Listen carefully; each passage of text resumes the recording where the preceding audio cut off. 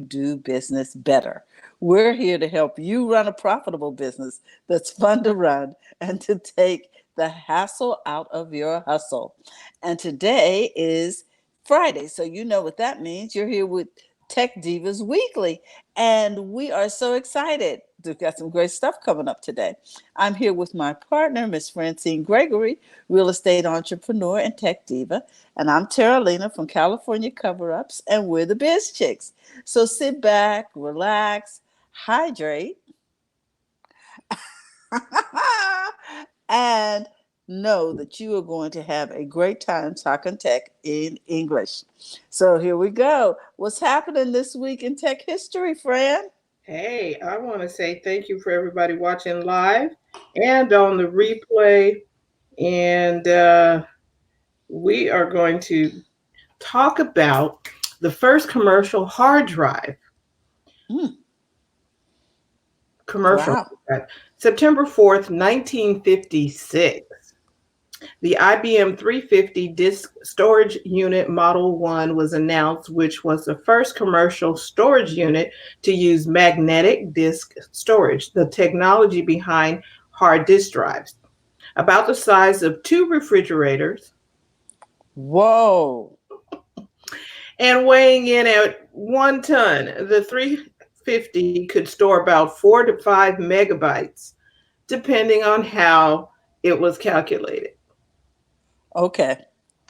Well, you know something? That's the thing. Most inventions do start out kind of clunky.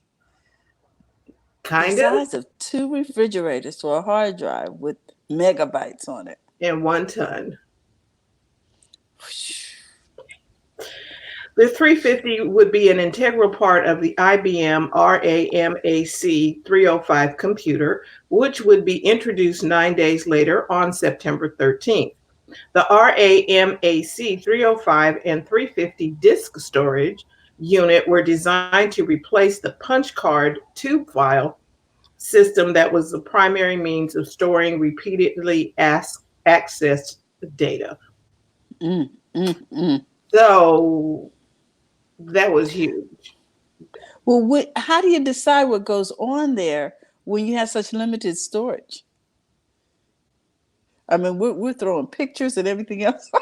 What And picture? we are like, I need more room. And, our phones have 256 megabytes. I mean, sorry, not megabytes, gigabytes.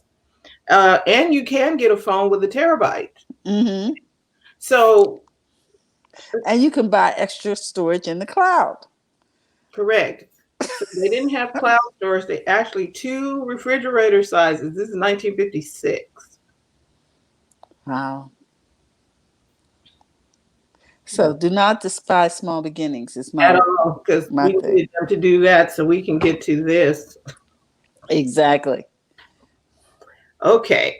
That was September 4th, 1956. September 4th, 1998, Google files for incorporation. Larry Page Mm. and Sergey Brin file incorporation papers for Google in California. Filing on a Friday, the date of the official incorporation would be marked as Monday, September 7th. Starting out as a privately held company, Google would hold their IPO about 6 years later on August 19th, 2004. Hey, Lakeisha. September 5th, 1980, the last IBM 7030 stretch mainframe in active use is decommissioned at Brigham Young University. The first stretch was delivered to Los Alamos National Laboratory in 1961, Mm. giving the model almost 20 years of operational service. The stretch was famous for many things, but perhaps most notably, it was the first IBM computer to use transistors instead of vacuum tubes. It was the Mm. first computer to be designed with the help of an earlier computer, and it was the world's fastest computer from 1961 to 1964. And that too looked like it took up 2 pages, I mean, 2 refrigerator spaces. Wow. Yeah, we have TJ. I'm gonna bring her in too. So it looked Okay. like there was two. Hi, Hello. TJ. Hey, TJ. Two refrigerator spaces. So you had to have that computer plus Mm-hmm. that hard drive that we talked about to compute back in the day.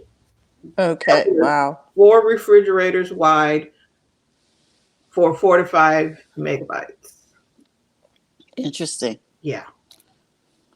Mm.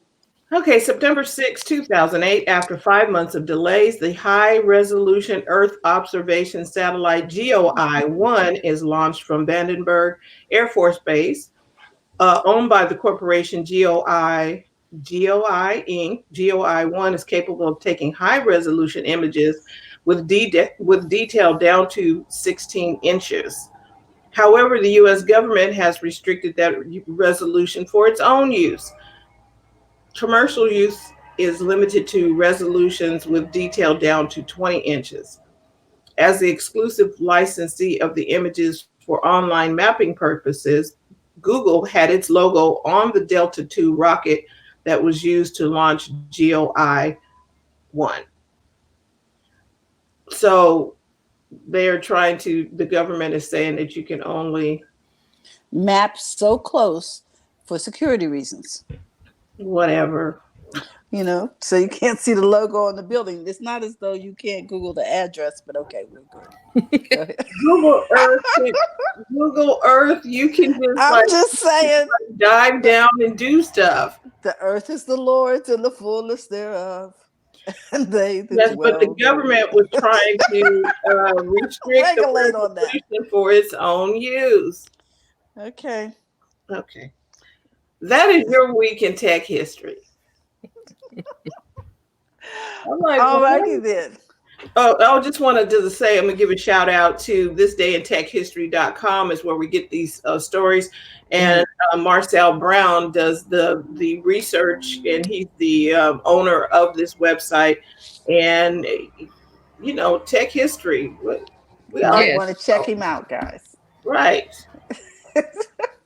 Well, friends, Serious. I was telling Francine before we started, See, TJ, that Wait a minute. Terry is starting stuff again. Just gonna let you know it wasn't me. What happened? Okay. okay, here's the deal. I take a seat, as my kids say, take several seats. Okay. You know that Facebook launched Facebook dating. Well, I have to go and try everything out. So, so I'm on here. I just wanted to see, how they have the rollouts. I wanted to see, did my phone have the rollout? I did. Well, yes, my phone has the rollout. I hit the hamburger menu, and I don't know if you can see it or not. Let's see if I can get the glare off of here. And Am I you see Yeah, that stuck? little right there, heart? right there, right there. Dating. Oh You my see God. that? Yes, You I see that? yeah. So I hit that. Let's see if I can get my finger to touch it. And you get this screen. Okay. Turn it again. Right there. Go close. Hold on, What I'm happened? trying to get the There glare off. you go, right there. Oh, Find love through what you like. Okay. okay. Hmm. And then it says Facebook dating helps you meet people who share your interests, your dating profile, and conversations won't be visible to others outside of dating. So, in other words, allegedly, it's a private conversation. Then a little button says get started. See that? This little button right here. So I'm pressing that. Now this takes me to this screen. I just want you to see how quickly you can get into this stuff. Yeah, but it's gonna be like the California hotel trying to get you out. That's what I'm thinking. So then it says on this screen, Facebook won't share your dating profile with your current Facebook friends. So in other words, you won't be dating your cousin, okay, Oh my or, or gosh. your or your ex who's tracking you and you're still friends because y'all got kids. Okay, I'm just saying. If you become friends with a suggested match or someone who messaged you, your dating profile will still be shared with them. I don't know what the heck that means. Anyway, edit privacy settings. So you can go over there, and when you edit private settings, it says suggest friends or friends to you. So that's already engaged. It's already, the blue button's already on with that.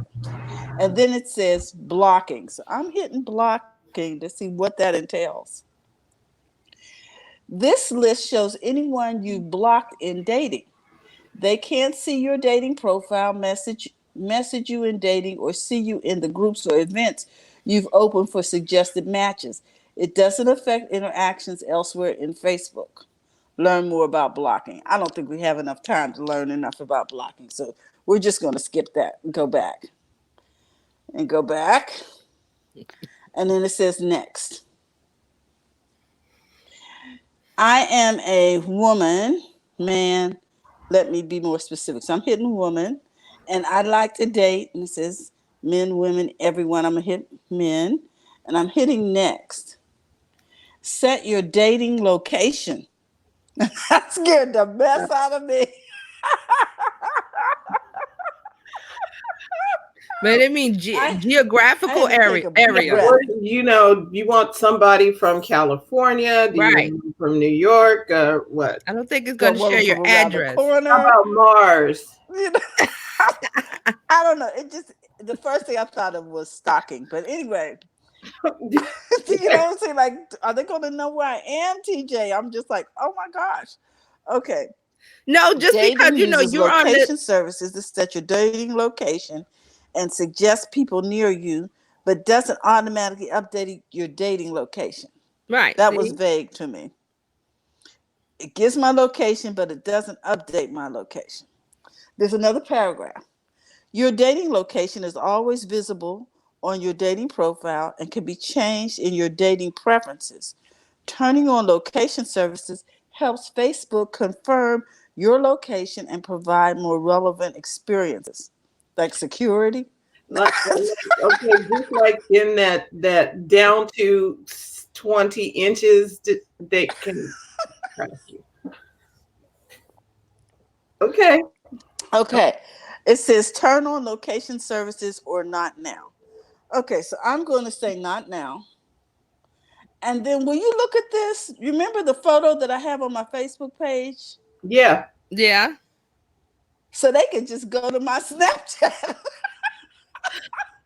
they can, and find you. and I find me. Okay, so this goes back to TJ's story, number one story about Facebook. They can't handle their privacy issues. How are you going to trust them with dating? Well, check this Yeah. out. If I don't know any better and I just use that as my photo, because I'm going to change the photo.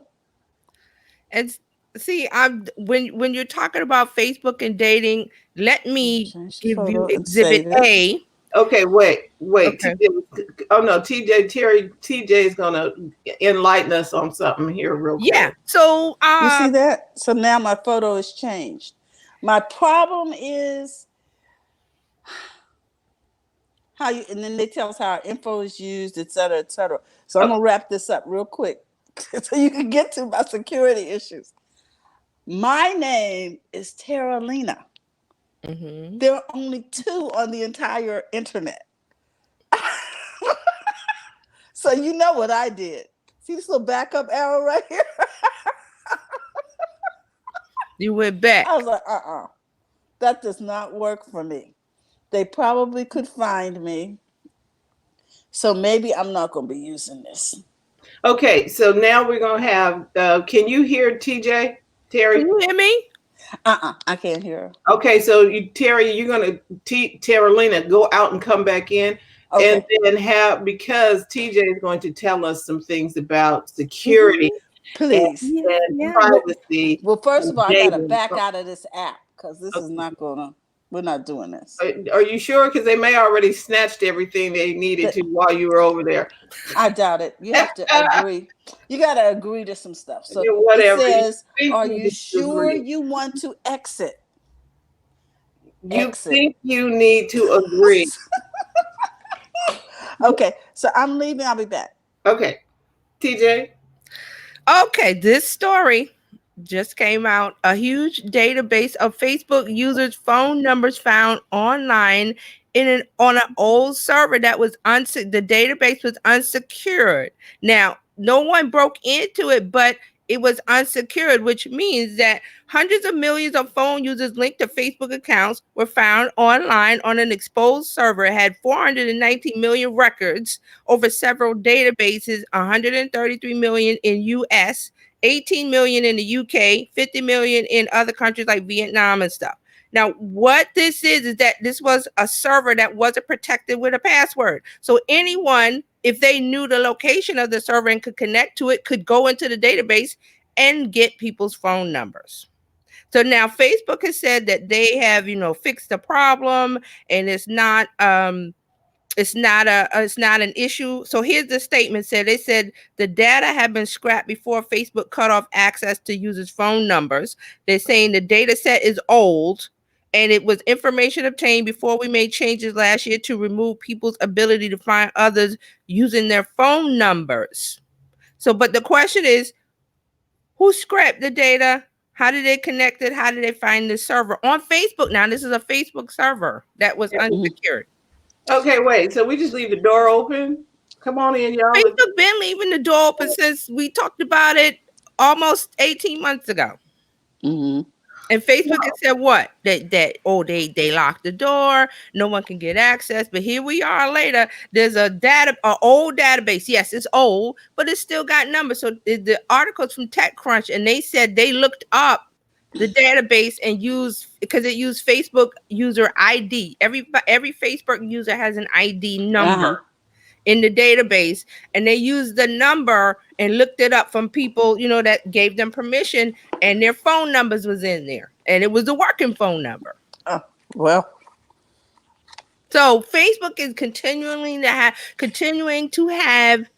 security issues, and they will continue to have security issues. I heard today that several states, the attorney general of several states, are getting ready to sue Facebook over this security breach and all the things that they're doing. So Facebook has continuing trouble. So do you want to, like with the Bitcoin Libra thing, do you want to give them access to your banking information, financial information? No. Now they got dating. Do you want to expose yourself? Right? Like you saw Terry, she backed up out of it. Oh no. Good job. Well, the main back thing up was, out of it. What if people didn't know that, that Snapchat code or that Messenger code could give them direct access to who you really are? But that's because that's the code from Snapchat that Snapchat uses for you to let people find Connect. You. So you can't use that. So you can't use that photo if you're doing dating on Facebook. You shouldn't use that photo, but my photo came up. Do you understand what I'm saying? It came up because that's my Messenger photo that I'm using on my profile right now. Yes. Oh, it's your Messenger photo. Okay. Yeah. Yes. And so I think TJ is saying you may not want to use that as your photo. Do you see what I'm saying? Like click and like and start. Well, okay. So the Messenger photo that you were using, it doesn't. The purpose of it doesn't work anymore because Facebook took that out of Messenger. I was using that code when you meet in person. Because I used it when I was at a conference and I was talking to someone. I said, "Oh, are you on Facebook?" And I, showed them on the phone and they scanned my code. But that option doesn't work anymore. So the Facebook photo with the Messenger code, you don't need that anymore because the purpose of it doesn't work anymore. Oh, I wasn't aware of that. When they took it out of Messenger maybe last month. Okay. Well, they didn't say that when they were doing stuff. Okay, so here we go. And then I keep getting these, since we're talking about security, I'm keep getting Francine Gregory, it's you video. I was like, what the heck is this? And who keeps sending me crap? Different people are emailing, they are like somebody is sending it from their Messenger account to me, sending me a message, and it says, Francine Gregory, it's you video. So I already know something's wrong because the grammar is jacked. Right. So what that is that now scammers have figured out to connect with you in Messenger. So I think there's a setting in Messenger where you could say you want messages from people, friends only. Friends only. I Well, this believe Okay. I person have to is a find it. friend.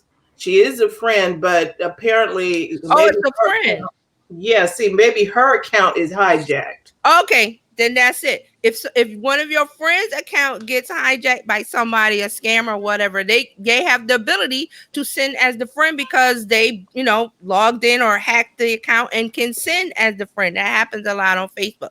But this is where you're going to use the two-factor authentication to log in. Remember, I said to set that.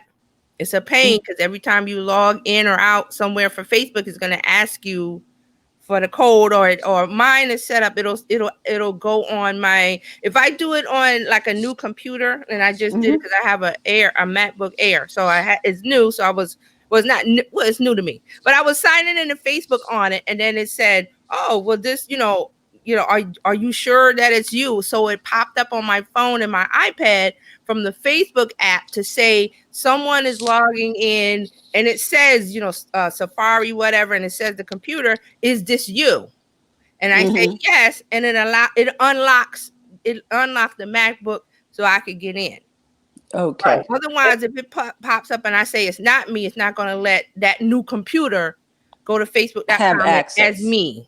Yeah, because yeah, Yes. Apple has locked down some stuff. I was like, I couldn't even get into my Google account. I was like, wait, when you get ready to set up your Google account on the MacBook Air, it Mm-hmm. asks you to create a profile or create a something where it is very encrypted, and you're like, wait, and it says go over now and do the same things that TJ was Yes. saying just now, that Mhm, you need to, okay, or do you give it mhm, authorization? And this mhm. is just setting up the email Yeah, Google does on. that. Yeah. So if you got the two factor authentication on your Gmail, your Google accounts, that's the same thing. The same scenario happened to me. I went to my Gmail, and then it popped up on my phone, and wherever the other devices, it says, "Is it you trying to sign in?" And you say, Right. "Yes, Yes. it's me," or you say, "No." If you say, Mm-hmm. yes, it's me," it lets you log into the new device or the new computer or laptop or whatever Correct. it is. And this is I'm talking before I was able just to go in and set up my Google account on my MacBook Air. No problem. Just Mm-hmm. Mhm. go in, put in your password. Now Right. Apple is saying, okay, before you do that, you need to have this particular thing. It won't let you just do it. You need to have Oh. an Apple ID and something else Uh-huh. in order to upload that to your computer. Oh, I Mm. didn't know that. Yeah, they're getting very Security conscious. security Yeah. conscious. Google and I believe everybody's trying, I believe so too. and so they're making it difficult for you to just do stuff. Like if you forgot your stuff, you better learn how to figure out where you're gonna put some stuff, and don't tell nobody where you put it. And remember where you put it, but Mhm. you're gonna have to do something, or you're not gonna get back in your stuff. Well, see, this is why I say use the Google. Google has an app, Google Authenticator. I use Hmm. Mm-hmm. it for a lot of things I log into. So when I, like, for instance, I want to sign into Instagram on the desktop, it'll say, okay, you have to go to it tells me what it is. You can either do SMS, which is text messaging to get a code, or you use the app. So I use the app, and Instagram will say, well, you have to go to your authenticator app and put in the code. Until you put that code in, nothing, it just stays there. So you can't log in. So you go to the app, and they generate codes every like 10 seconds. Like they just go through it. So you have to put it in before it turns red. Once you put it in, it unlocks, the door for you to go on the Instagram or whatever. I have it set up on several things. But a lot of people don't want to do that because of it's inconvenient. Oh, I gotta go text message and go and open the code and look at the code and put the code in. But what do you want to do? Do you want to have security, or do you want to have to, not have it, and then someone breaks in? Because look what happened to Twitter. Not the C. The Is it the seed. CEO of Twitter or the founder of Twitter? Jack, I think it's Jack I think Williams. it's the founder. I think. He Yeah, His Twitter was hacked because Twitter has a feature for phone. You can text message from your phone, and it sends it to your Twitter account as a tweet from you. So someone found out his phone number and used it to text. And it was, they were saying all kind of crazy things, and people are thinking, "Oh, what's going on? He was hacked." So there you go. So now I think Twitter is trying to fix that feature, or they turn it off or something. But See, that is why, if you are concerned with security and privacy and all of that, turn on the stuff you need to turn on. yeah, Factor authentication. yeah, Use the tools that are in place, like Apple's keychain. It will, when you get ready to go and you're signing up for a new something, they say, do you want a strong encryption? And they'll it's give it a to you. Yeah, long number. It is some way long number, and they'll store it in your keychain. yeah, they'll give it to you. Yes, and then all you need to do to go back to that particular site, you can go into your settings. This is only on Apple device, but you can go into your settings because your keychain follows your Apple ID. So you go into your settings and you go down here to passwords and accounts, and then you type in wherever that was that you were. If you have face authentication, you can't even get to the passwords until you Right, you do the face. you. And then everywhere that you have an account, your password is there. Like them long numbers, You don't have to remember them. Right. But so do you copy them and paste them in? Apple will do it. Apple will do it for you. You don't even have to do that. Right. Okay. So when you go into wherever you were going, it says, do you want to use the password that you use to set up this? And if you do that, it'll pop up on the device, and Apple will put it in, and you don't have to try and remember all of that alphabet soup. Because it was very long. I was like, no way in the world, nobody gonna remember that. And that's the point. But see, this is the selling point of Apple. I read a story the other day about someone switching from Windows PC to Mac to Apple products, and they were going on and on about how it was great because they resisted it. Because it was like, the Apple thing, and you're just an Apple fanboy and all that other stuff they say. But he said when he made the switch that everything was so easy because of the integration between the devices, from your phone to your desktop to your laptop to your iPad to your watch. It's all connected. So if you copy and paste on your iMac, you could go to your phone, paste it. It's right there automatically. You don't have to do a thing. So the person that wrote the article was saying how he had resisted the Apple world so long because of all of, whatever reasons. I forgot the many reasons, but he said once he made the switch over to Apple world, he loved it because everything's integrated. That's the selling point, and that's why, the products cost more. Yes, they do, but there's a reason why. So you have to decide, well, okay, I'm going to stick with Windows because of, I can get a cheaper computer or whatever. But those are your reasons. Okay, and those reasons are, I'm leaving now because I went to Best Buy, and Best Buy, the computers or the laptops that used to be $300 or $400 are now the same as an Apple Mac. Yes. Yeah. I was like, so that ship has sailed. That rationale. Yeah, makes no sense anymore. It really doesn't. And if you're now, what we have clients and stuff who are used to PCs, but they want help, and and I'm slowly forgetting how to speak PC. I don't. I can't. I still have a PC. I still have one but it's like you said, I forgot all the things that I used to know working on support desk, help desk, all the tricks for Windows. I've forgotten all of them because I've just, when you're using the Apple products, you don't need those. Okay, I got to remember step 1 through 10 to do something. And an Apple is 1 or 2, or maybe no steps, like the copy and paste. You just copy and it's done. You paste it wherever. So paste and go. Yeah. Paste and go. Yeah. So now we have people who are needing help and they want to do something like one of our clients, her computer, her Mac was stolen. The person who she thinks picked it up, hasn't turned it on so that they could find her Mac. Yes. They haven't turned it on yet. Because Okay. once they do, then they know you'll know where the location is, and Right. you can send the popo to go handle that. Yeah.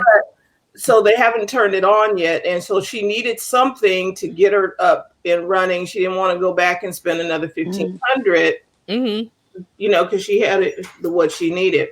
Right. So I was like, get a Chromebook, because it's not a computer. It's apps. Yeah, it just runs on Chrome OS from Google, and it doesn't need. Yeah, everything's from the cloud. Everything. So she can even go to iCloud.com, right, and still see all of her documents and everything, and still be able to work on stuff and not spend a lot of money on a new Apple computer. Correct. Even though she's like, I miss my computer. I was like, well, what can I tell you? And that is one of the tech tips that we will share with you. Please keep your stuff with you. Put it in a bag, keep it with you, because people steal stuff. Although if you steal something from Apple, you're not getting in. But people don't know that because they're on a PC. Yeah. So they really don't know. It will ask you, there will be a pop-up saying, what's the code? And you go, huh? And the code is on the person's phone or iPad or wherever but you're on the MacBook, and it says put in the code, and you punch in some numbers and see what happens. Absolutely nothing. So it's a brick to them. Right. It'll lock you down. And you want something that is secure, that is not breachable, so that your stuff is protected. It's in the cloud, yet it's also on your device. Now, and it's a perception, like you said, about the cost that, computers now, when you go in there, they're just about the same cost. Also with the phones. Oh, I'm not going to buy an iPhone, whatever. Well, the Samsungs and the this and the that, they're the same. All of them are the same prices if they're on the same feature level. Yes. And they have cheaper phones, yeah, but the ones that are on the same level feature-wise all cost the same, whether it's Android or Apple. So, that's true, because you're paying for the technology. Yeah, and the fold up, Samsung has the foldable phone that's supposed to be out now, that they fixed the problems they said of the cracking and whatever. We'll see. Okay, and so here's my problem with Android. They have ads that pop up on your screen while you're using the phone. I was like, what is this? I was holding somebody else's phone, and something popped up, and they got ads. I was like, just on the phone, just on the home screen? The phone. On the home screen. You didn't open an app or anything? On the home screen. You were just trying to make a call. I just was going in there, and I'm thinking, okay, so you want to make a call, but there's ads that are, I was like, how do you have ads popping up now? You didn't open an app, but wow. Did she have some apps open, you think? I don't know. But they shouldn't open up on the home screen. Like when you look at your phone, it shouldn't be an ad. It would be in the app. It's like, okay, I just avoid Android just because you try it. It's a challenge. I had Android phones and Android tablets. We got rid of them because it was just, I don't know. It was okay, but once you get the iPhone and the other things and they all work together, you're just in love with that. I'm sorry to say. I don't know what to say. No, I'm not sorry to say.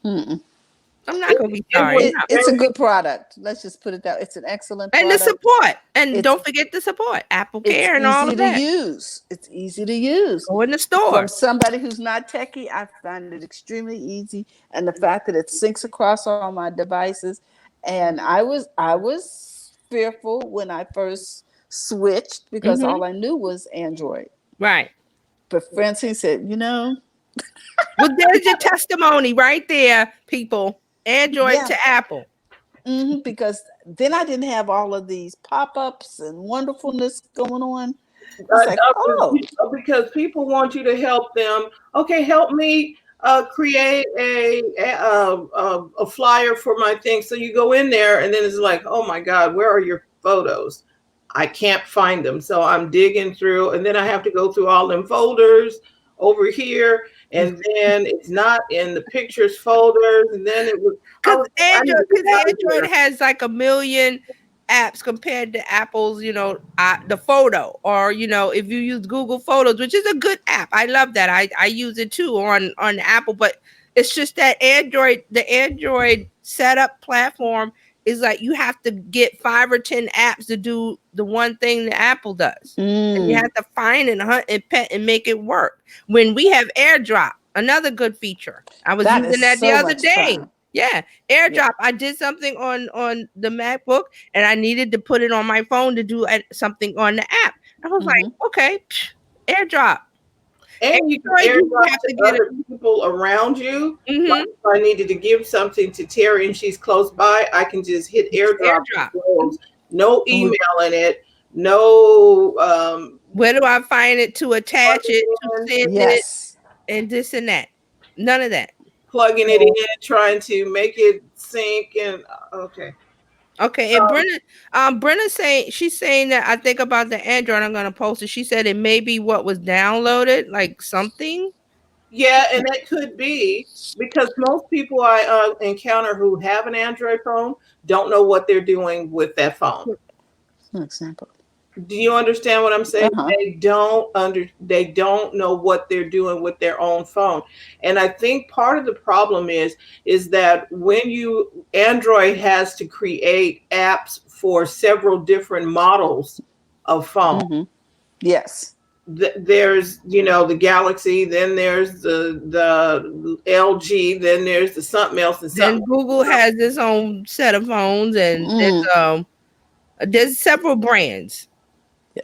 and it's just like the computer with the PC is used doing software for several different Ah, okay. manufacturers of computers.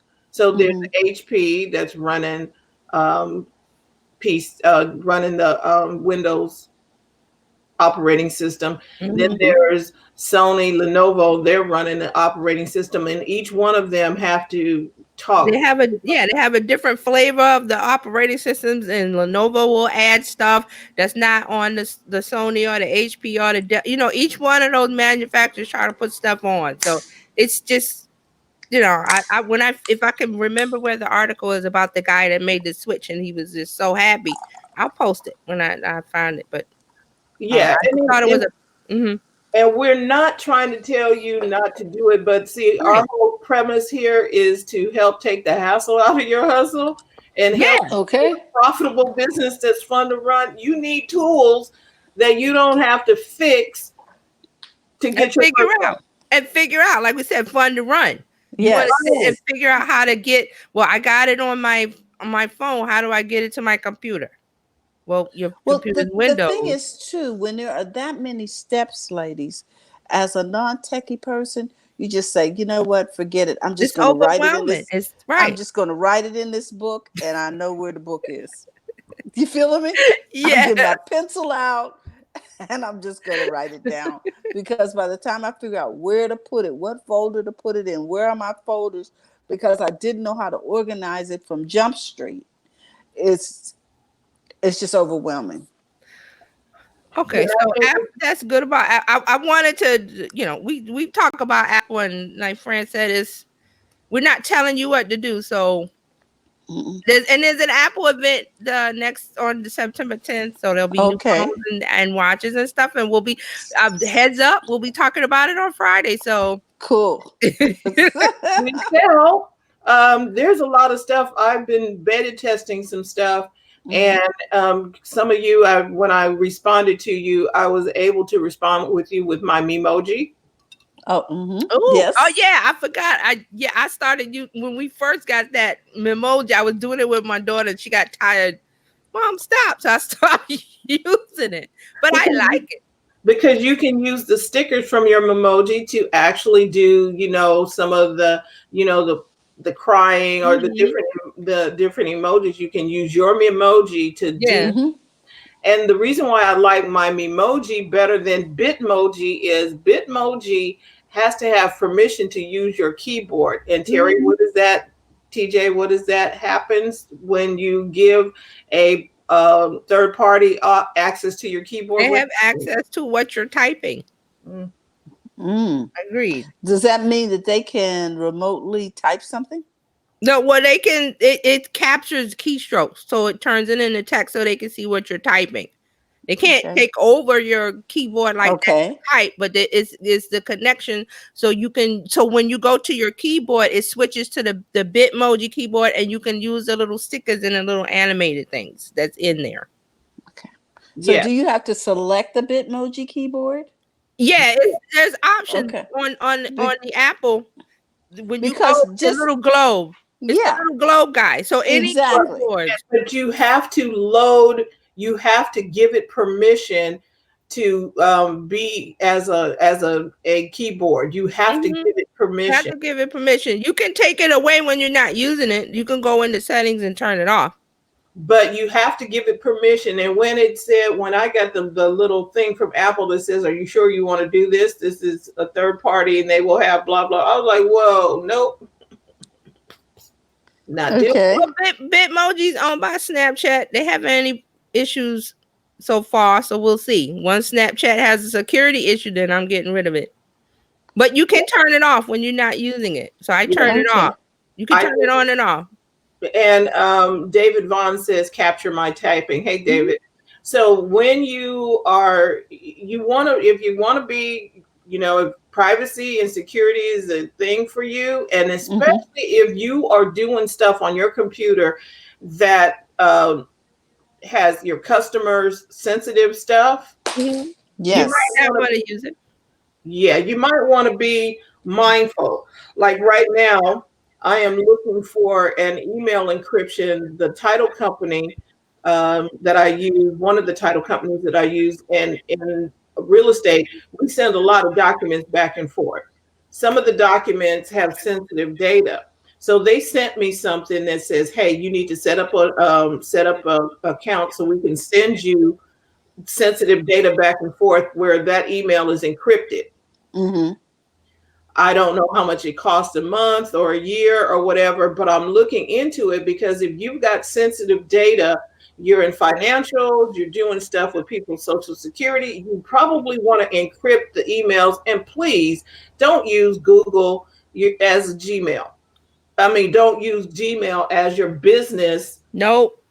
Email. We talked about that before. Remember, we had a couple people in there saying why, and I was saying why. If you have a domain for your business website, depending on your web hosting account and how many emails they give you, mine is unlimited, so you could make as many emails as you need. Now, there's some difficulty in it. It's advanced, but you can set up a few emails with your domain, your business name, and it could be your name, whatever it is in the front of the @ symbol. And once you do that, you have professional email. Now, to check it is a whole nother ball of wax. It's not as easy as going into Gmail and checking your email. There's a couple other steps you got to do, but it's not hard. So like Fran said, it looks professional when you use your domain name, if it's your business name or whatever it is, your brand, you're sending email as your business or your brand and not gmail.com. Because you want people to feel secure when especially if you're in the financial industry. You can't, I'm telling you, you should not be using gmail.com. If you are interacting, use you'll get something from me and Terry that says Francine at bizchicks.net or Terralina at bizchicks.net. If it's something that we need to send you, that's what's the word? Something that we need to send you that's business related, but could be sensitive, confidential. Yes. So David says, do you have professional email, but do your email sound professional? Okay. Well done, David. Hey, Tachi. Hey, Doc. And before we jump on something else, Brenna had a question. I'm just going to show it. It's going to hide everybody at the bottom. She said, when you have Twitter, IG, and Facebook connected, which one do I predominantly use? So I just use one post that auto posts to the others. And you don't want to do that because Twitter has a certain flow and voice, and the way you talk on Twitter is different from the way you talk on Instagram and different from the way you talk on Facebook. So this is a part of, we always say here, you have to do the work. There's work involved if you want to stand out and not be like everyone else.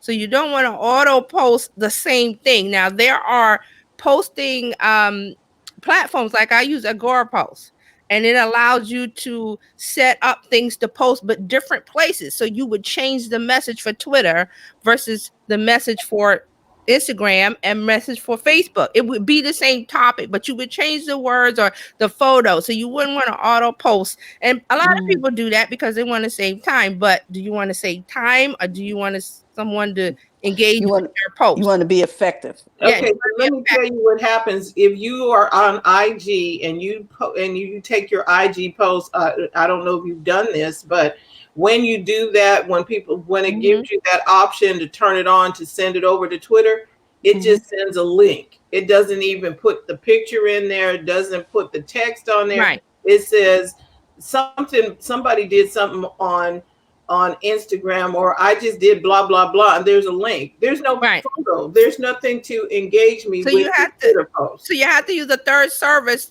You can use If This Then That, and it will post.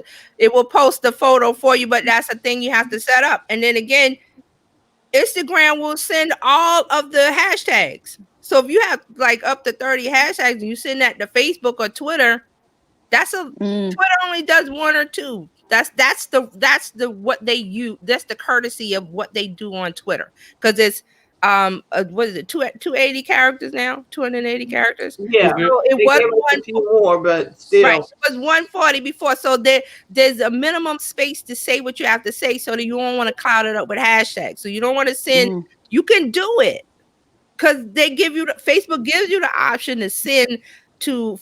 Facebook says, okay, you can send this to Instagram or send from Instagram to Facebook. Facebook doesn't do hashtags like Instagram does hashtags. So if you do a Facebook post, it kind of signals to me that you're auto posting, you're hitting and running, and you're not engaging like a conversation. Because remember, social is social. People talk to each other. So here's David's comment. Okay. Do you the same things to your mom that you speak to your wife? Or that is why you don't auto post. And I'm not fussing or anything, Brenda. I just want you to get the idea of conversation on. It's like going to different countries. When you have a conversation on Twitter, it's like, okay, I'm in England. Or when you go to Facebook, that's Italy. And you go to Instagram, that's Greece. And they all, or Russia or whatever. Every country has a different language, the way they say things conversationally. So if you show up sounding like a robot, nobody wants to talk to you because they go, oh, that's auto posted. They don't even really care. So I'm not you know what? Engage. For all us retired folks who have been trilingual, because you have a professional speak, you got a speak when you go to church, you got to speak when you go home, you got to speak when you're in the neighborhood, you got to speak when you're talking to your girlfriends. There is just a different language for every audience. Right. So when you go to church, there's a certain way you speak to everyone. Good morning, brother. Good morning. So you don't go to church and use streets. Well, you can, but you don't curse. Or there's certain things you don't say in that place that you say in the barbershop or the hair salon or in the grocery store or in the dorm, Tachi. You remember that? The dorm suddenly had a whole different speech on Parents' Day than it had every. Oh yeah. Or you're yelling down the hall in the academic building, and you finally turn around to see the dean. Yeah. Well, and see, this is the thing with code switching and that type of thing. It's funny you mentioned that, because I had some young ladies at the university I used to teach at, and I knew it was them because I heard them yelling down the hall, and I knew they were coming to see me. I opened the door and I said, that is not the way we behave at this university. Thank you. You could do that outside on the yard. you can scream and yell and do whatever, but there's a different You got to switch it demeanor up. that code switching. There's a different demeanor that you have to have once you come inside the building and you're in an academic setting now and not out on the yard. Exactly. So yeah, it's the same thing. So that this is a very valid point, because I think people tend to think that this whole posting thing is going to be very easy. Now, it can be simpler, but it's not easy because, like you said, different audiences require different messages Language. and Yes. different language. Because think about the population that exists on Facebook versus Instagram versus LinkedIn. They're all different. So even if the same people are following you, they're there for slightly different reasons. So you have to adjust your message. So spot on, Terry. Yeah. So there's certain words, the certain way of talking. If you go to I want to say like a hip hop concert or R&B or whatever, pop or whatever, there's a certain way you talk when you go there. But if you were going to the opera or the ballet, there's a certain way you talk there. There's no yelling and screaming at the opera. But then when you go to see, whoever your favorite artist, there's a lot of yelling and screaming and dancing. So see how that's the same thing with social. It's not. So many people want to set it and forget it, and you can't, because you want engagement, not likes. That's why I was going to bring up the thing about Facebook getting rid of the likes, and there was a whole big discussion on Facebook about it, and I'm like, yep, it's like likes, people. You're in it for the relationship, the conversation, the engagement, talking to someone and talking to them, doing what you do. Exactly. It's like showing up at the rodeo in an evening gown. You might look a little out of place. Yes. So it's not the fuss. I'm just saying you might need some boots with that if you're going to do a couple of hops over some cow stuff. Take some time, and this is why I have the planner. I have a social media planner, PDF. You can print it out and you write down, okay, this and this and this. Okay, Monday, the topic I want to talk about is Monday motivation. And then on Twitter, I might say this. On Instagram, I'm going to find a great picture and say this. And you're not going to write a dissertation. You're going to say a couple of sentences and let it go. Facebook, you may write a little bit longer and record a video or see how that works. And if you plan it on Sunday or whenever day, the beginning of the week that you do, Saturday, whenever, take a few minutes, write it down and say, this is what I'm going to do. And then a lot of these, Facebook has scheduled posts. So you can schedule your posts on Facebook for the week. You don't have to go. What you did? Go ahead. The nutshell that Terry is telling us, the plan, people, most people do not want to sit down and do the plan. The most difficult part of the execution is the plan. If you don't plan, there's no success at the end of it. It's willy-nilly. It doesn't work. And then you tell me it doesn't work. Or I hear people online saying, I did XYZ and it doesn't work. And I said, how did you do it? Oh, I didn't, no, plan it. It takes a few minutes. It doesn't take all day. It takes a few minutes once you get into the rhythm of it. But you can't get into that rhythm if you don't start the plan. If you don't make room, because we talked about this on Monday. If you don't make up your mind to do it right, you're not going to do it right. Then the second thing is you need to make room on your schedule. Not sorry. You're going to have to make room on that schedule.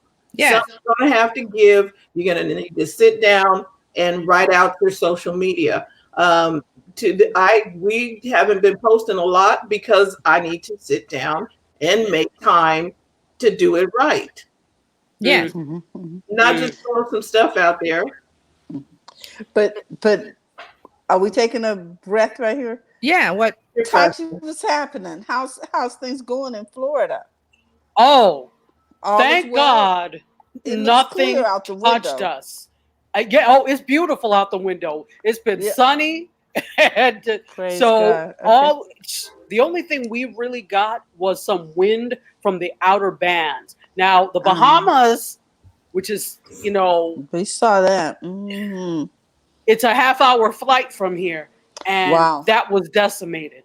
But and I used to teach in Freeport, so I taught in Nassau and I taught in Freeport. And I haven't been in touch with my students in a very long time. My former students, they've all graduated by now. But I was definitely thinking about them and hoping everyone was okay. One of the places they set up some emergency stuff was the place that we used to stay, the Grand Lucayan Resort. So it's it really hits home because Florida, if you don't know, many places in South Florida were founded by Bahamians, including Coconut Grove and Pompano I did Beach. not know that. Founder Bahamians were very instrumental. In fact, if you look at a lot of the charters for some of the cities, Bahamians are a huge part of that. We have a lot of Bahamians that are a lot of Black people that are here. If they are not African American, meaning migrated from Georgia because of opportunity, Yes. a lot of them have Roots. Bahamian ancestry. Yeah, Bahamian roots, exactly. And it's just Esther Roll from Good Times. Oh, She's yeah. Bahamian, and Oh. her family was instrumental in the founding of Pompano Beach. So if you see the last name Roll, Rolle, chances are they're Bahamian. Same thing with the last name Dean. So it's really they really are our neighbors. So there's a huge mobilization here in South Florida, especially to make sure that we are helping the Bahamas out. There is a young man who plays for the Sacramento Kings here in Sacramento, Buddy Heald. He is doing a UNICEF drive to help with the kids and everything. Whatever. He's doing a UNICEF drive to help. I saw something posted said that people were taking donations and that type of thing. Other people are sending help. They don't want clothes and stuff like that. They want. You can go how to help Bahamas. I'm sure you can go online and figure out how you can help over there. There's a specific link. The city of Miami government has actually, they're mobilizing a lot, and they put out on their website. It's called it's miamidade.gov and then / Bahamas Strong. So it's Bahamas Strong. So Bahama and then Strong. So we can do something. If you can't go, you can write a check. There you go. And it tells you there are lists of everything that they're looking for. So, correct. Again, if we see something, that's the whole purpose of us being in business. Exactly. It is not just to amass a fortune, put it back in the barn forever. Woo! I got all this stacked up. You need to write a check. Write a check. Send something. Even if you don't have millions of dollars, you can send 100. You can send 50, 25, whatever. Send something to help. And a lot of things I keep pointing to here because we're so close. What they've told us to do is like, okay, we were all prepared and stocked up for the storm. If you have extra supplies, take it to them, like extra things of water. Just take it to them. And there are several collection points, and I can imagine around the U.S. there are several collection points as well. So check in your city and see if they're collecting. See if go and buy two 24 packs of water. Anything helps. Yeah, it really does. Yeah. A couple of questions. Lakeisha was saying, she wants some social media planner. She said, why not to use Gmail again? Okay. Gmail is great for casual use, emailing family. I have a specific Gmail account I use to sign up for Instagram and Twitter, and so it's all over there, my social media accounts. When you're doing business, it's a signal to other people, and it could be conscious or unconscious, and then also some people don't care, but a lot of people do care because it lends itself to trust. Your trust factor, your credibility. You have a domain. If you have a business website, you already have the domain. Okay. Use the email for that. I'm gonna put a pin here. If you have GoDaddy, you're probably not going to be able to. You have to pay for it. Okay, so tear it out. I'm about to turn it to the Incredible Hulk. Please get away from GoDaddy. Please. I just went through the nightmare of a client that the project took me a month instead of a couple of days because of GoDaddy and the things that she wanted to do with her business. So we had to move her off of GoDaddy because someone else put her on it, and I had to explain why. And she was like, okay, let's do it your way. I did it my way. Boom, boom, boom. It was done. GoDaddy So charges you extra for things that if you went to SiteGround or A2 Hosting, or I'm not going to mention the others. okay. Uh, there's a couple that you can trust. They will give you email as part of your web hosting package. They will give you a lot of tools, but the thing is, it's advanced. So that's where you hire someone like me or a web designer or someone that knows how to go in the back end and set up your mail and your WordPress and your web, all of that stuff. So a lot of people don't want to do that. So they want to, what is the term? They want to give the key to their house over to somebody else because they don't want to do the work. It's too difficult. I don't have time, blah, blah, blah. You can do that, but don't give it to GoDaddy.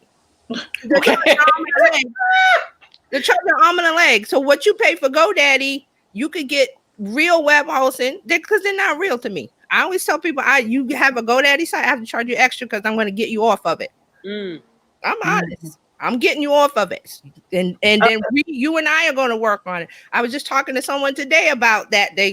She's writing books and she wants to get her website together. So I'm like, go down. Like, nope, not. We're going to do this my way. She's like, okay, but that's how it goes. David Bond says G Suite by Google is cheap for business email, so that you can actually get, but you're going to pay for that. It's not free. I think it was what? How much is it now, David? It was $5 a month. I think it's more now. I think it's like $8 a month. But you're in business. $8. Yeah, so you're paying for it, but it's $10 a month or something. Yeah. Unless you go the other route. Here's what I'm going to tell you. Reach out to TJ and get your stuff straight. If you're in business and you are doing business, especially if you're transacting with people and you're handling their money and sensitive stuff, you need to be on a real website. And let me tell you, there are some, I think I wanted to sign up for a webinar or some newsletter with like a big site, like a data site or something. And they said business email.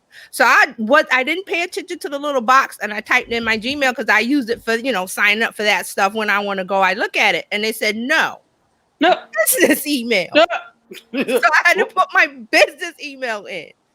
A lot of places may do that for you. They will say business email and they have a filter. So if you type in Gmail, Hotmail, Yahoo, whatever mail, they have a filter that rejects it and says no, business email.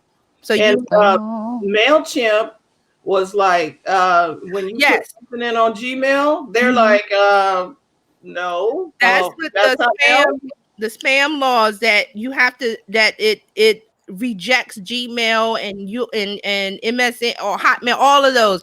It looks for your domain because it's a sign of authority that you're really in business, that you pay for a domain, that you have web hosting, that you're serious about the business.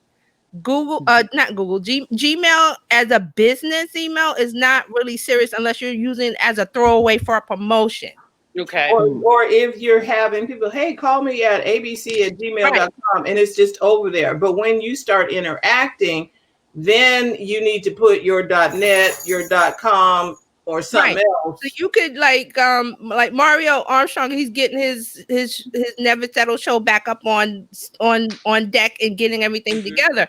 He has, the Never Settle whatever domain, but if he was doing, say, like a promotion or something, and they wanted to see how many people are aware of the new season coming up, he could use a Gmail, and then who's ever running his social medium stuff. Well, I know who it is, but she could look at Gmail and go into the account. Everybody could go into the account that's associated with the team and look at it and see what the response is on that particular thing. Now, that's a good business use for Gmail. So it's not their main mail. It's not their main email. They use it for a throwaway purpose, like a sale or a promotion or a one-time thing. And you want to see it all in one without it being cluttered in some other mailbox. Right. And it's professional looking when you have your whatever .com or .net or .tv or .show or .whatever. Yeah. Right. It's time to hit the next level. So Tachi, what do we got going on in media? Oh, wow. There's a lot of stuff happening in media. So I talked about this on Wednesday. I don't know who asked for this, but apparently Steve Harvey has taken it upon himself, as has Fremantle Media, to launch or getting ready to launch Family Feud in South Africa and Ghana with Steve Harvey as the host. Why? Yes. I don't know who asked for it. I don't think they did. But it is an interesting thing. It's quite interesting because of the fact that while American media definitely exists in South Africa and in Ghana, they don't do very many game shows. In fact, I can't think of any that are there now. So this is one of the first forays of the game show format there. I'm interested to see who these 100 people that they're surveying are and the types of questions that they're going to get for this. And then Steve's behavior there, because, sometimes he's a little. I love the conversation special. that was on the. I love the conversation that was on the show when you were doing this on your show the other day. The conversation about the languages. Yes. Now, I mean, is this going to be a culture clash? Well, I mean, it's do we already even- a clash. What? But what I'm talking about is, aren't they primarily British when it comes to language? Are we going to even understand the language? Can we switch codes? Well, see, now Tachi going to tell you about that.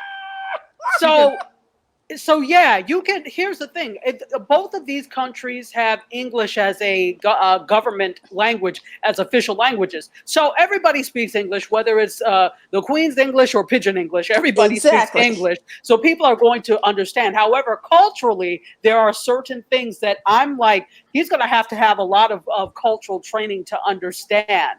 There are things that work differently, and so, for example, if you talk about concepts. In Ghana, they speak Twi.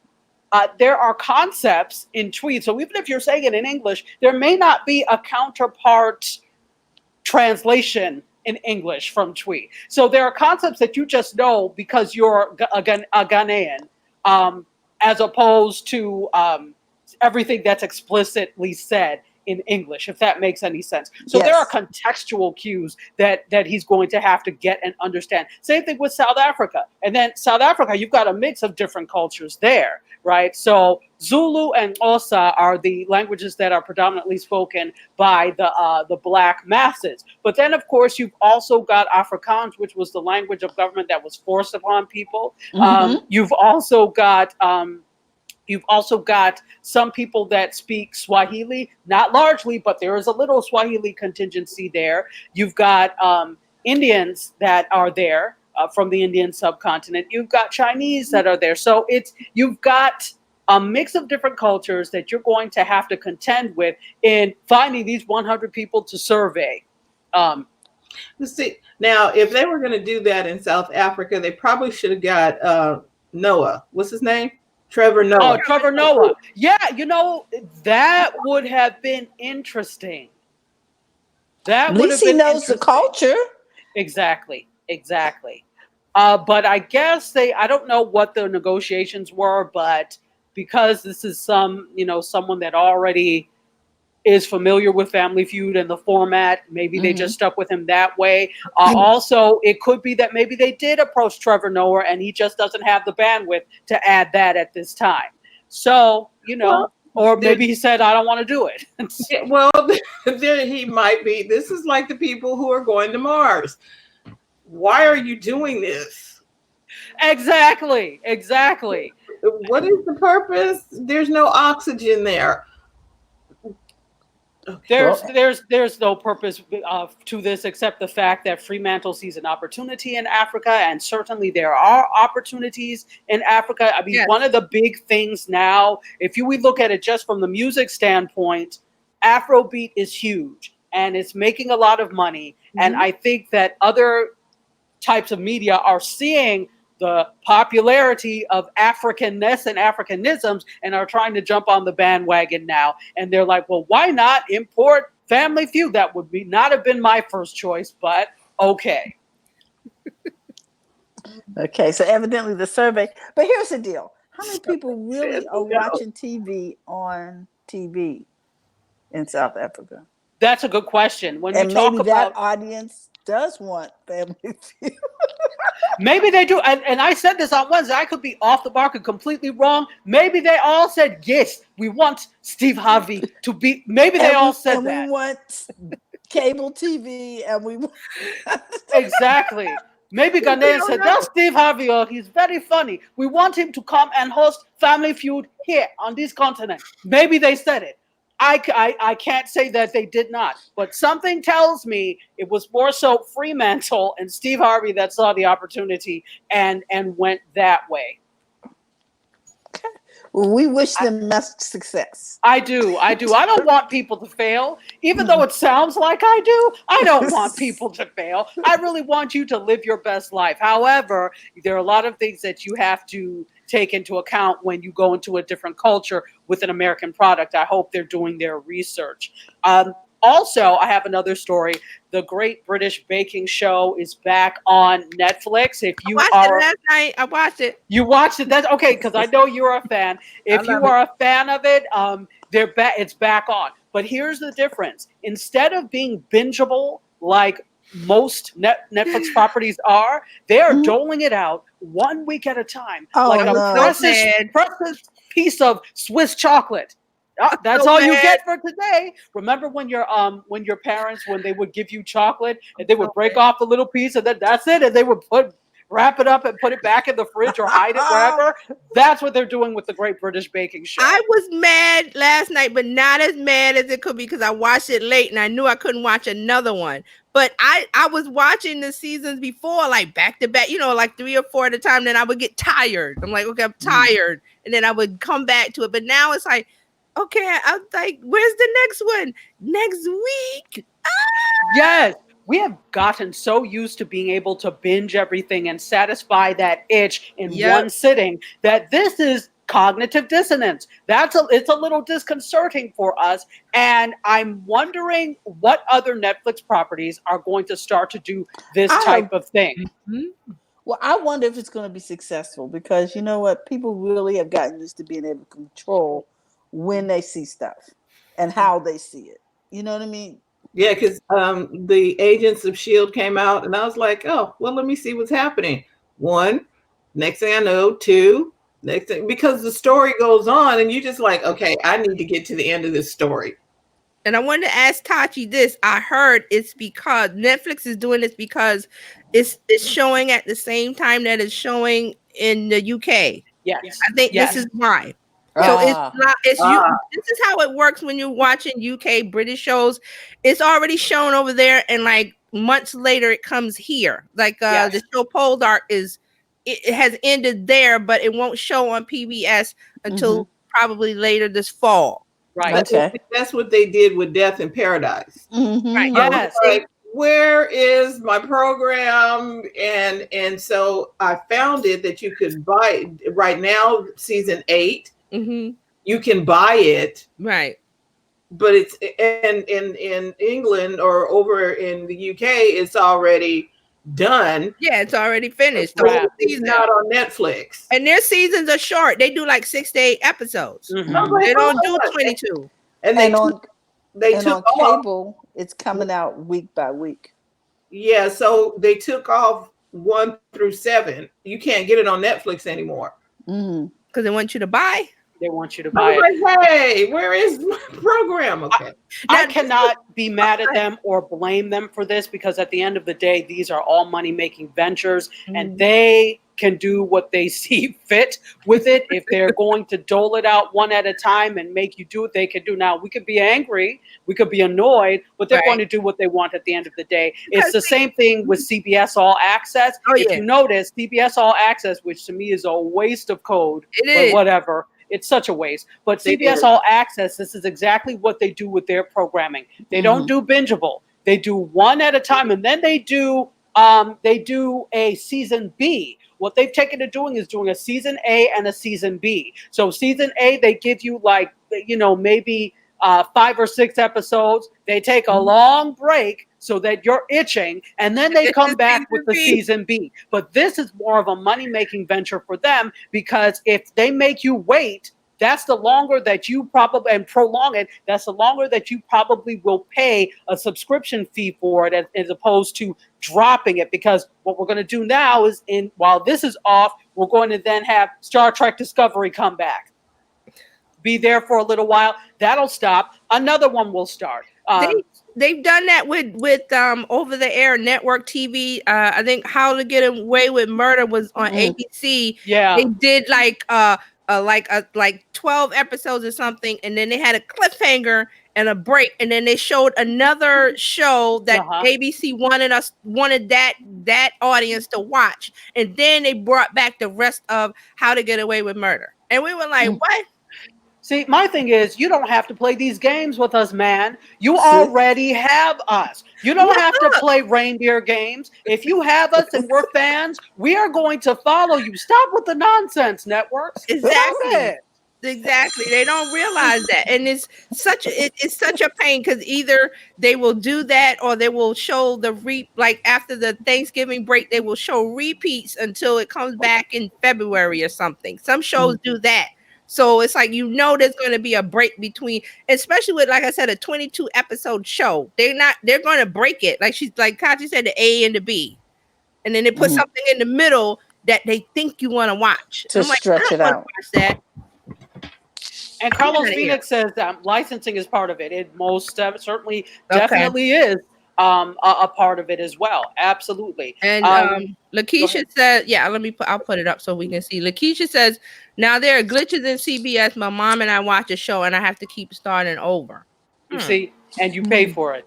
Well, you pay for CBS All Access. Habits have changed. Yes, they have.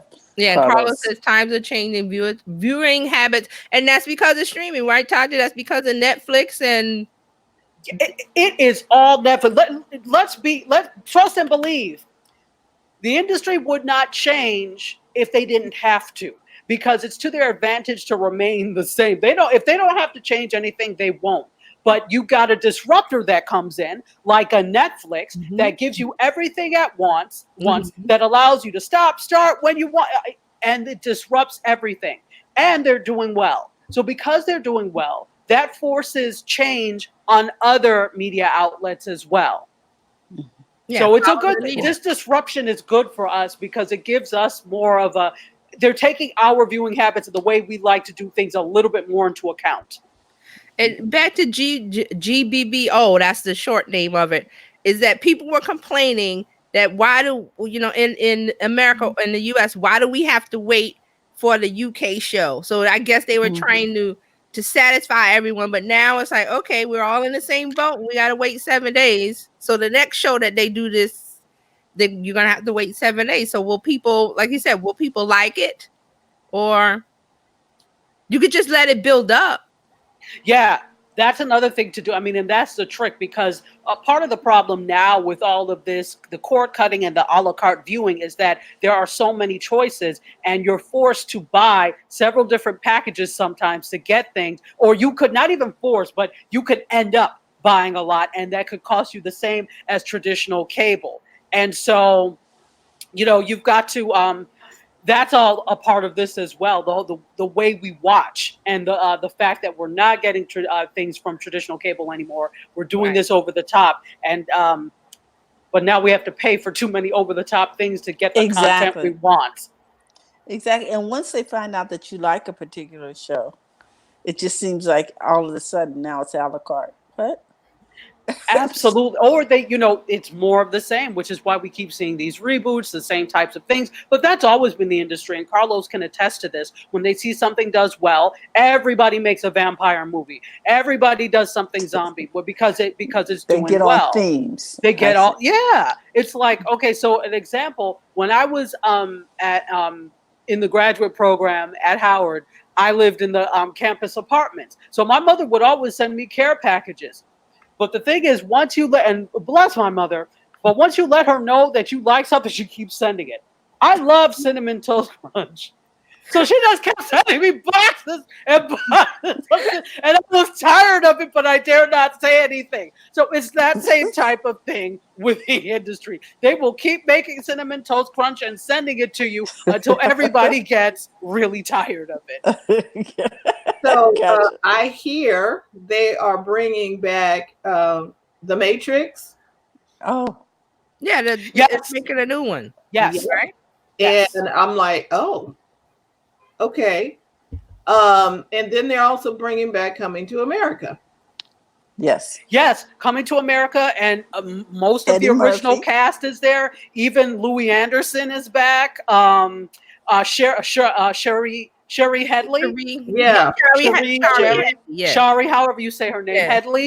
They were talking about Eddie. Eddie Murphy this morning. Yes, He's yes. going The to be $70 in. million deal with Netflix. Oh, Mm. Netflix is doing this? No, He's Eddie has a stand up. deal, comedy deal with Oh. Netflix, $70 million. I heard this morning. Okay, so I did not watch this on Netflix, but apparently Dave Chappelle showed out on Netflix. This is what I Yeah. heard. I didn't see it. Who I saw it. I didn't see Okay, it. so I'm gonna give you this is my view, my take. Millennials are mad at Dave Chappelle because Dave is not a millennial. So Dave tells jokes as he's Gen X or whatever he is. Mhm. So he's older than millennials. So we had the Me Too movement and people are woke and this and that. So everybody's getting a little upset at jokes. So he tells some jokes about the LBGTQ plus Community. but he also said that there was a trans person. I'm sorry if I'm saying this wrong, but the person was there and was laughing at all of the LGBTQ jokes.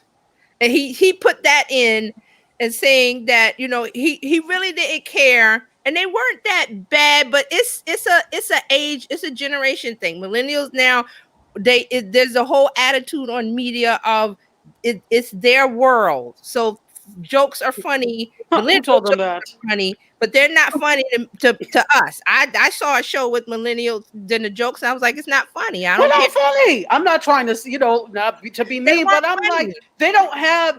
They've been protected and shielded from stuff Thank you. that they don't have the experiences to be able to use to tell jokes that are fun. And I'm not saying all of them, Most. but I'm like, this is just not funny. So when I see it. I forgot what it was. It was two guys talking on YouTube. I forgot what the show was, and they were talking about Dave Chappelle, and he was saying like, "Oh, well, he's not with the times, and he's just not funny, and we're in a different place now, and those are some things we don't say, and blah blah blah." And I'm like, "Well, Dave is Dave.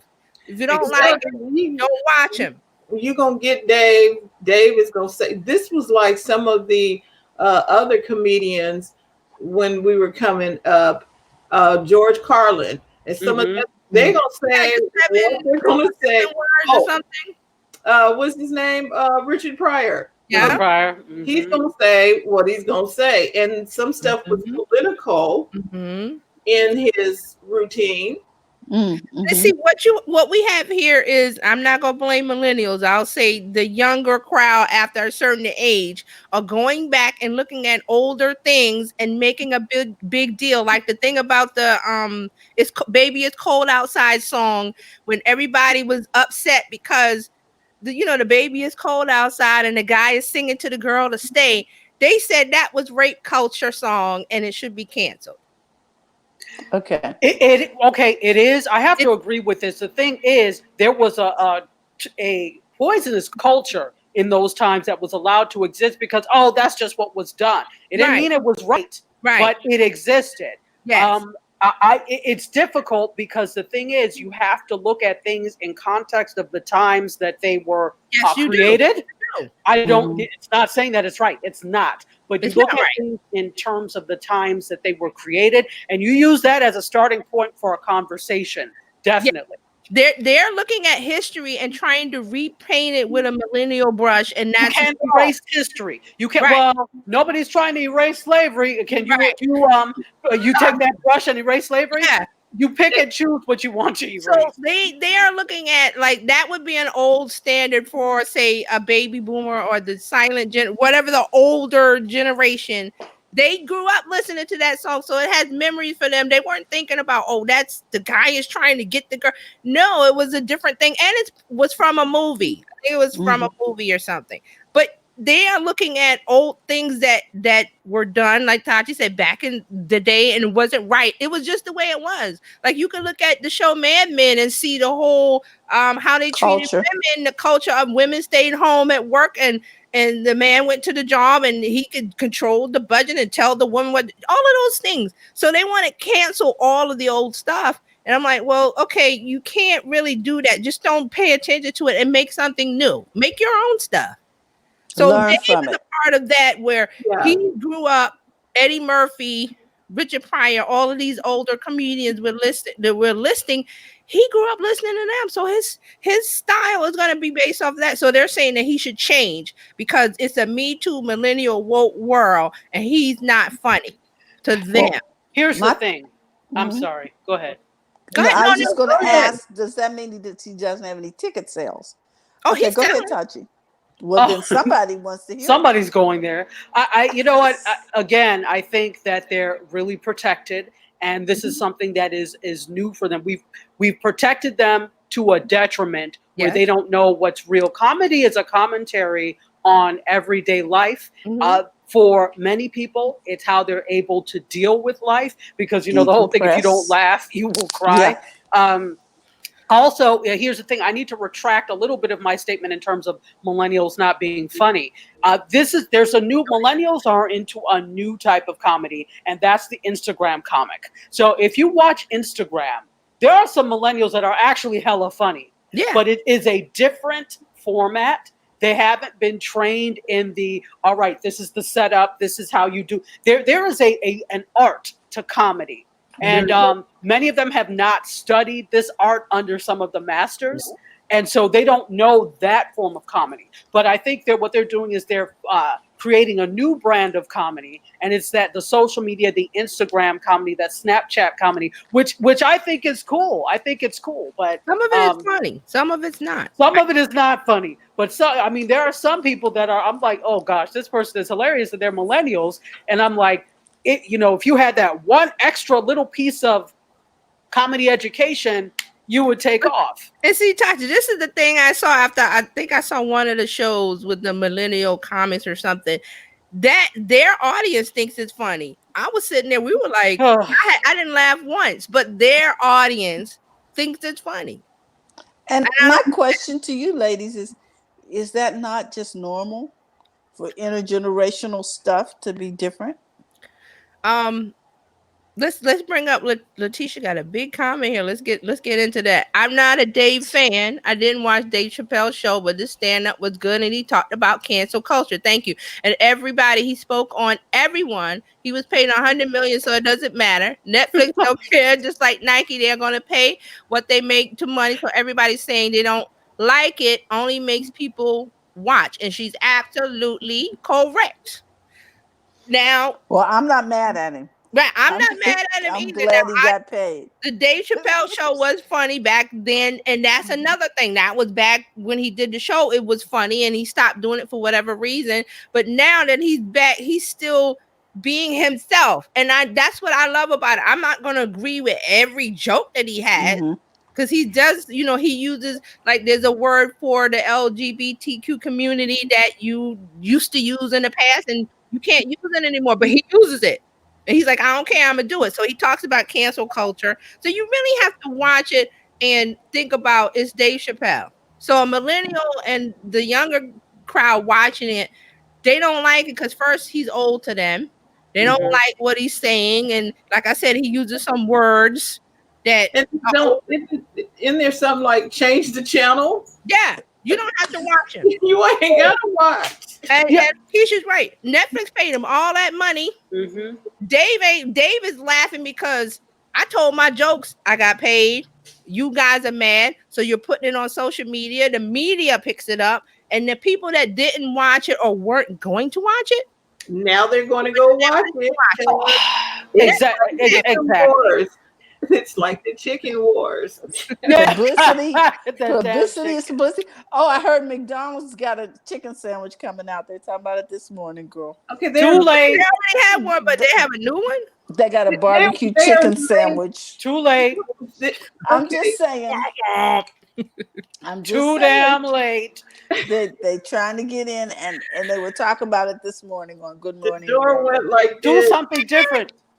And Do we said, something when did we different. talk about this 2 weeks ago? I said to get on it then. It's 2 weeks later. But you know, it takes a long time to turn a big ship. Yes, You're that, right. because You're you can- gotta right. have but they can 8,000 do it. meetings at they- corporate. but they can do it if they have the right social media team. This is where They you don't. hire the millennials. It takes a long time to turn. They So don't, that they don't have Titanic to. that they're driving is, has now hit an iceberg, and there's nothing they can do about it. Now they're not going to sink, Driving but a big Cadillac with the fence, and they can't make the U-turn. it takes like 10 years to make a U-turn in those things. Quarter. I'm just saying. You're right. You're right. It does take a long right. time to turn a ship that Mhm. big, but I think that's the problem with not being on the pulse of what's happening. But This you know is- what? Go ahead. This might just work for them because they are so big. People just might just go check it out just for the heck. But No, You know, I mean, seriously, I know they missed the boat. I know they missed the but trend. they're not even in the story. Nobody is even talking about. Well, somebody ran an article, but it's I'm not doing. I don't do McDonald's on a regular sandwich. I'm not going there for a chicken sandwich. Look Well, at barbecue Wendy's chicken jumped- sandwich. Wendy's jumped in on it, and they're almost the same size, corporate size. So Wendy's has a young millennial team. They're on top of everything on social, so they're in the mix of it. McDonald's can do that. They have to change their team, their internal team, how they see social Or media. maybe they can get Dave to eat a sandwich. I don't know. well, here's the thing. All it is this is what we have to look at. What McDonald's is doing is probably not new because they already have, if this is a grilled chicken sandwich, they already have something like that. All Yeah. they did is slap barbecue sauce on top of it, added a few pickles or whatever. So it's the same tired nonsense that they always have. The difference with what Popeyes did is that they specifically crafted this sandwich to compete with Chick-fil-A. They specifically did this. There's no intent. McDonald's move seems like it lacks intention. It does. It's Oh, lazy. wait. Intention or Wait a minute. integrity? Was this the auto post? This was the auto post of the IG. That's what McDonald's did. They didn't have any thought to The them. old guy. There you go. Well, Wait well for put, me. I got Fran. something too. We already shut down the race, dude. We're done. You coming aboard trying to come shut down the marathon. And you come running back 17 hours later. Like nobody's there. There's no tape. There's nobody standing out there high fiving you. Come on, you can do it. They came to the table, and all is left is the crumbs from the fried chicken sandwich from Popeye. That's all that's left. They can't. You know how you poke around to see is there anything left? I'm just saying. That's what's left. Brenda's saying that Jack in the Box. So they have a chicken sandwich. They trying to get into the mix too. Jack in They the got Box. 5 With bread 5 meals. breaded patties. Okay, see, I got a problem with burger places trying to do chicken in the first place. That's not Okay. what you do. Chicken people do chicken. Come on now. Why it was so perfect for Popeyes is because they were already in the chicken business. They didn't have a sandwich. Right. They're Ah. in the chicken business. So I can see, okay, this church's chicken didn't try and come in and do something. But Not unless it involved grease. there was, Okay. they came in, Popeyes is chicken. Chick-fil-A is chicken. I don't know why KFC didn't get in on this because they are chicken. Listen, let me tell you, people were going to get the sandwich. I was one of them. Got there, the sign was up. We couldn't find it in New York anywhere. The sign's on the door. No chicken sandwiches, whatever. We're out. The line was still out the door, and I've never seen it like that. Out the door on the sidewalk, and I'm like, I'm here. I might as well get some chicken because I like the chicken. So I'm There here. you go. I There might you as well get some chicken. But there was a guy, a young kid in the line. He got up to the register and was like, "Oh, I want a chicken sandwich." The lady was like, "Don't you see this sign right here? We don't have any chicken sandwiches." So he was like, "Oh, okay, give me a 2-piece, whatever." So Popeyes was making they made their money 10 times over. They got like 23 something million in advertising. They got people on the app. It's a win-win-win for Popeyes. And that's the thing. Remember, here, yeah, selling chicken, but the data is the big thing. I now have gotten people to sign up because remember when they write, well, sign up and we'll tell you when it's, we'll when it's notify back. you. We'll notify you. They've Okay, so gotten now out people's data. They've got email addresses. Yeah. That is more gold That's gold. than the chicken. That's Right. gold. That's Maybe gold. that was the goal of the chicken. Okay, Guys, okay, see, I'm the conspiracy theorist over for this one. The Oh, Restaurant Association, right? You know that Chick-fil-A, Popeyes, KFC, everybody is in that association. I Yeah. think they had a thing. Hey, you know what?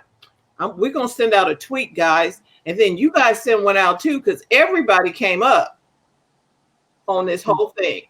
They Right. all got together. Decided okay. chicken I war. wouldn't be surprised. I wouldn't be surprised. This could be a very contrived chicken war. I am not surprised. I would not be surprised in the least. Yeah. Well, Yeah, I okay, am yeah. so insulted. I'm leaving the room. I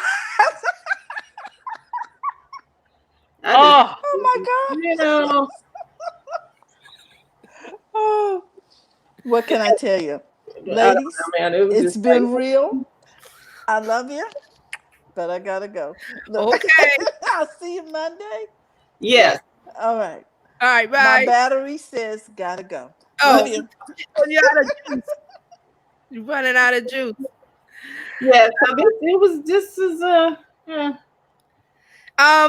It's a marketing promotion that started out organically or not, but it worked. That was the end result. They got the free advertising. They got people on the app.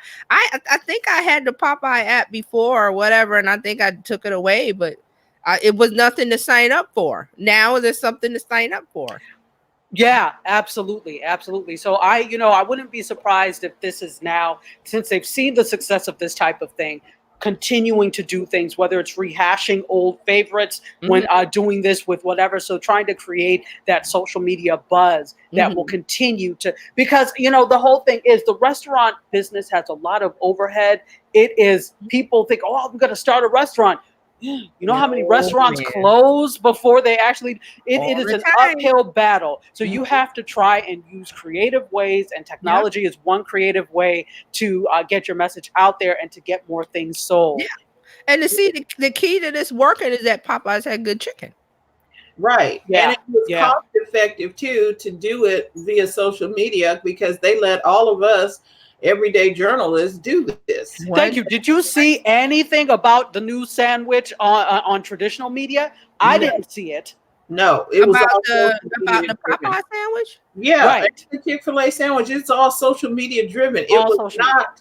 There was a lot of journalists talking about Popeyes. Right. But that's journalists doing it as opposed to them taking ad space in a magazine, on a newspaper, on air. They didn't have to do any of that. They didn't have to do anything. That's why I said it was free. And it's so big that KFC put out their Beyond Chicken, plant-based chicken, and they sold out. They had people lined up, and they showed the KFC people. When have you seen a line out of a KFC? I've never.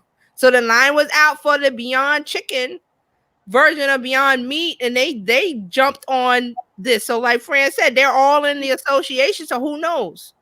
Exactly. Yeah. Get in on the tail end of the chicken wars, and it's like, okay, because if KFC has said, okay, we have a Beyond Chicken, the plant-based chicken, the Beyond Chicken, people would have been like, yeah, okay. But it came on at the tail end of the pop, like 2 days after the whole thing blew up. Yeah. Yeah. It was like the Monday of the weekend. It's like that Monday they announced it, and people were going out and getting the chicken because they were already in the chicken mind. We want chicken. And like Fran said, they're all in the restaurant association. Who knows? If only we could unite for other things. Yeah. Some But chicken. one good thing, there was a kid in South Carolina, North Carolina. Yes, North Carolina. He went out to sign people up for voter registration. They were waiting for chicken, and he said, "Hey, are you a registered voter? No, here you go." So They have a line. yeah, Right. initiative. Just like, oh, you got a captured audience. Yes, I was gonna say that they're captured. They got that mind focused on the chicken and like, I want that chicken sandwich and I gotta wait in the line. Oh, do you want? Yeah, you know what? I was meaning to do that, and they do it right then because convenience and attention. Right. Audience. There you go. This has been a very enlightening conversation today. It has. It was great. Yeah. Yes, it was very fun. Thank you, ladies, for You're welcome. making it so fun on Friday. And Thank I you. think people got some really good information about their email situations and taking more control over that to be more professional. Yeah. So with that, everybody, we're going to check out. Thank you so much for tuning in. We'll be back on Monday. We're talking about Price It Right. If I'm not mistaken, we talked about we're going to have some people come on and talk about pricing your items correctly for sale because, you know, people were. And so whoever's coming back in, I think Tachi's coming on. Yes, I'll be back. Yes. Yeah. And TJ, we're talking about Price It Right because we just need to know people are not doing it right. Yeah. So, you know, on Terry's behalf, don't forget to go to the front of your own line. We will see you on Monday. Yep. Bye-bye.